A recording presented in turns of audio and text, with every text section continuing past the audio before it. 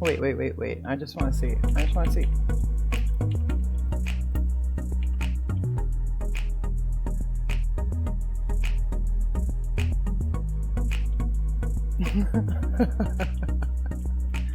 we have no AoE healing, lol.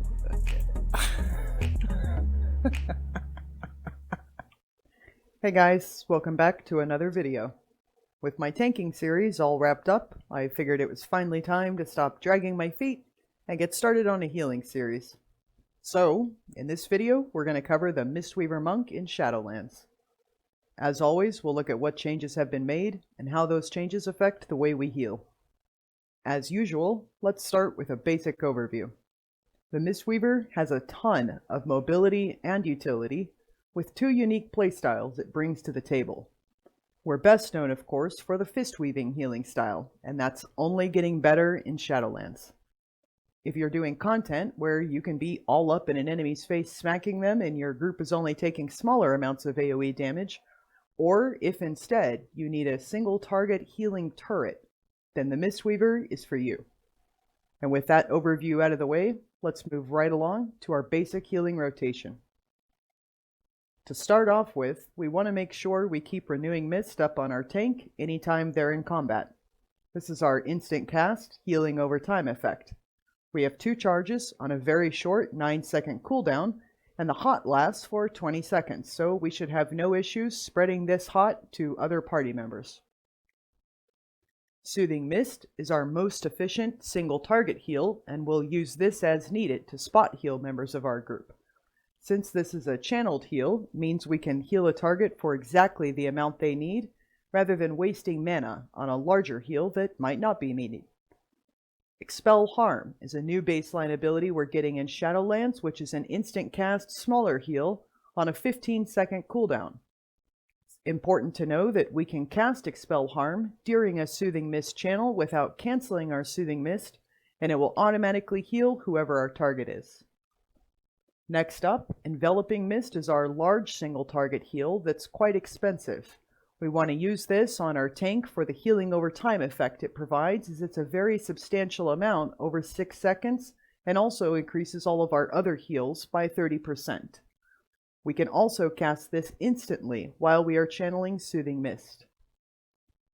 Vivify is our multi-target heal that will heal our main target for a large amount and then any other targets that have Renewing Mist up on them for a smaller amount.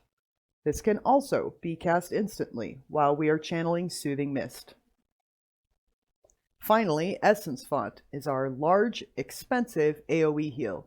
At baseline, this will heal 6 allies within 30 yards every 0.8 seconds for about 2.5 seconds. Each target healed by this will also have a hot put on them that will last for 8 seconds. This is castable while moving, which is very handy for dangerous group damage situations. That seems like a lot, so let's summarize. Keep Renewing Mist up on your tank and then spread it around to other party members as much as you can. Cast Vivify once you have a few Renewing Mists up to quickly heal up any smaller AoE damage. For larger AoE damage, or for many party members, use Essence Font. For any single target spot healing, use Soothing Mist. If the party member you're healing with Soothing Mist takes a larger chunk of damage while you're channeling, just pop an instant cast Enveloping Mist, or an instant cast Vivify if it was a few people that took damage. And that's our baseline healing rotation. Let's quickly go over our healing and utility cooldowns. First up, we'll cover Thunder Focus Tea. This is a neat little ability we have that will allow us to empower one of our abilities every 30 seconds. For instance, we can give Enveloping Mist a large instant heal ability rather than just being a heal over time effect. We can increase the duration of our Renewing Mist hot by 10 seconds. We can cast our next Vivify for free, or we can reduce the cooldown of our hardest hitting DPS ability. The flexibility this provides is pretty great, and there is some cool skill-based plays that can be done by using this ability off cooldown. Next, Life Cocoon is our largest single target cooldown. This will wrap the target in the iconic huge green bubble shield for 12 seconds. This will absorb incoming damage and increase any hots you put on the target by 50%. This is on a 2-minute cooldown. Next, we have a new ability coming baseline in Shadowlands called Invoke Yulon.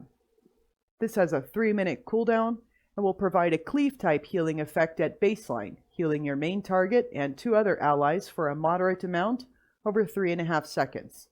He lasts for 25 seconds and also will cast Enveloping Breath, which will heal 6 nearby targets for a decent amount over 7 seconds anytime you cast an Enveloping Mist, so keep that in mind.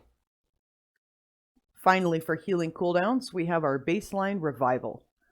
On a 3-minute cooldown, we heal all party or raid members for a very decent amount and also remove any magic, poison, and disease effects. This is a very strong ability for the Mass Dispel type effect alone and will seriously come in handy for some of the Shadowlands dungeons and raid fights.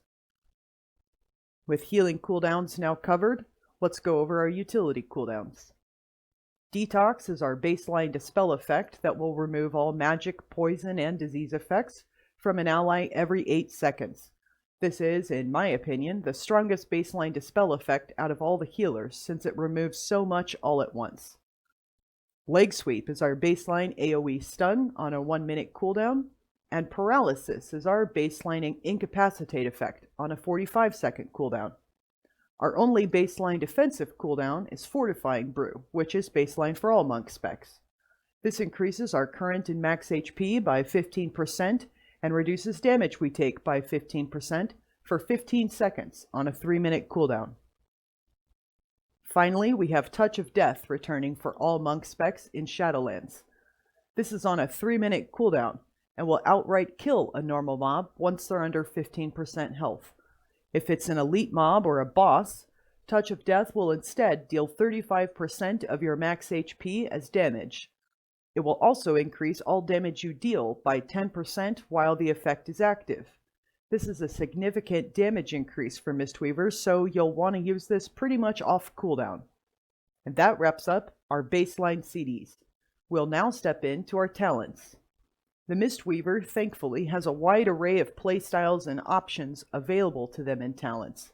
If you're looking to raid or push fairly high Mythic Plus dungeons, you'll want to go with a talent build something like this. Mist Wrap on the first row simply increases the hot duration and healing bonus of your enveloping mist. The other options on this row are both excellent if you're doing more casual content. Tiger's Lust is a great talent option as it gives flexibility to either increase your own movement speed or give it to an ally to free them of roots, snares, or slows.